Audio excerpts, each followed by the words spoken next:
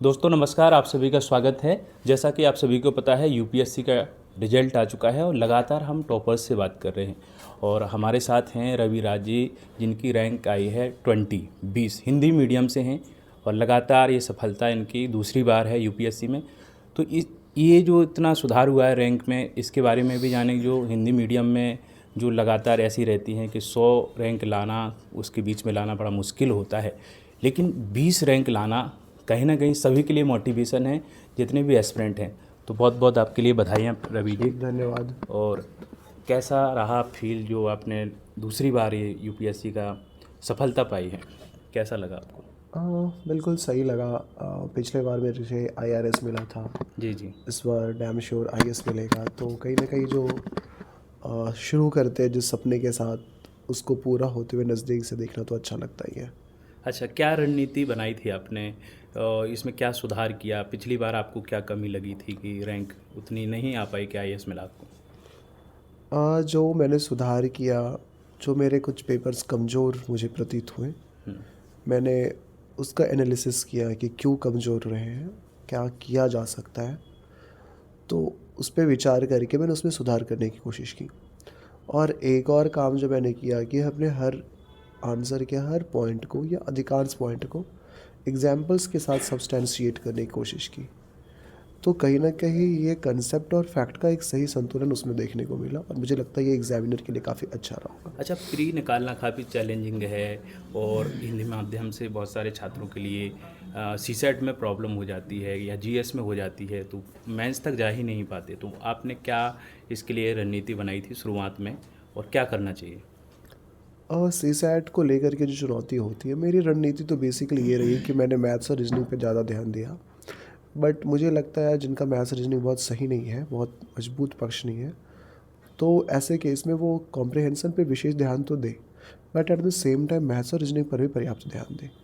संतुलित अ, तैयारी ही सफलता की ओर लेकर जा सकती है, क्योंकि कई बार कॉम्प्रिहेंसन काफ़ी डिफ़िकल्ट आ जाते हैं, कई बार मैथ्स बहुत डिफ़िकल्ट आ जाते हैं।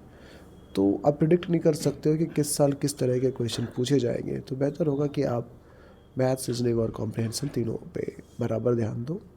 हो सकता है किसी एक पर ज़्यादा ध्यान दे सकते हो, बट दूसरे और तीसरे को भी आप नज़रअंदाज नहीं कर सकते हो। अच्छा, मेंस की आंसर राइटिंग शुरुआत से ही करना चाहिए, और करना चाहिए तो किस प्रकार से करना चाहिए, और किसी से सलाह लेकर के मेंटोर के तौर पे आपने किया हो, कोचिंग ली है या नहीं ली है, क्या कहना चाहेंगे इसके बारे में? मेंस के आंसर राइटिंग की जहाँ तक बात है, तो मुझे लगता है शुरू से ही आपको कुछ तो लिखना चाहिए।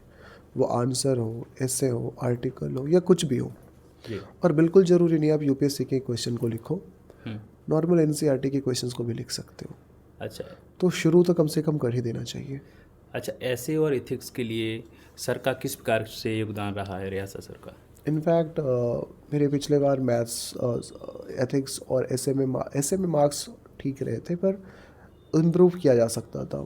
एथिक्स में मार्क्स उतने अच्छे नहीं थे, तो मैंने फिर सर से बात की और सर को मैं एक एक दो दो क्वेश्चन लिख करके भेजा करता था, ताकि उससे मुझे समझ में आए कि मैं कहाँ पे गलती कर रहा हूँ, उसको कैसे सुधारा जा सकता है। अच्छा अच्छा। अच्छा, वो एनसीईआरटी के बारे में भी बात करें। एनसीईआरटी बहुत सारे छात्रों का ये रहता है कि पढ़ें ना पढ़ें, स्किप करें। आपने क्या किया था, इसके बारे में क्या नहीं, कहना निश्चित चाहिए? रूप से एनसीईआरटी पढ़ना चाहिए और पढ़ने से ज़्यादा उसको समझना चाहिए। स्किप तो नहीं किया जा सकता है। अच्छा अच्छा।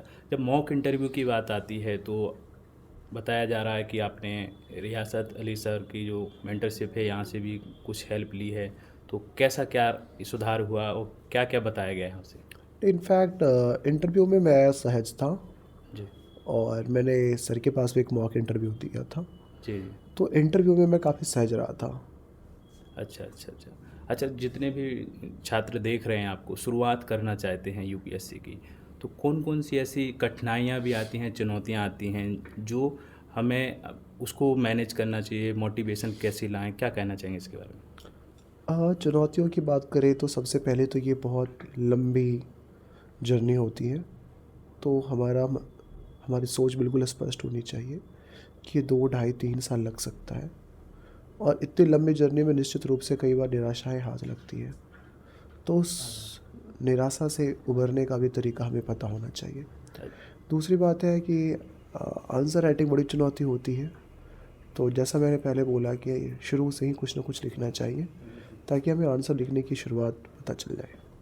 अच्छा अच्छा, सबसे बड़ा श्रेय किसको देना चाहेंगे सफलता का, जो आपको इतनी बड़ी सफलता आपने पाई है? निश्चित रूप से ये श्रेय मेरे मम्मी और मेरे पापा का है, जिन्होंने, अगर मैं अपनी माँ की बात करूँ तो उन्होंने मेरे जगह पे होकर के मेरे लिए लिटरली किताबें पढ़ी, नोट्स बनाया, तो सफलता का श्रेय तो उन्हें दिया जाना चाहिए।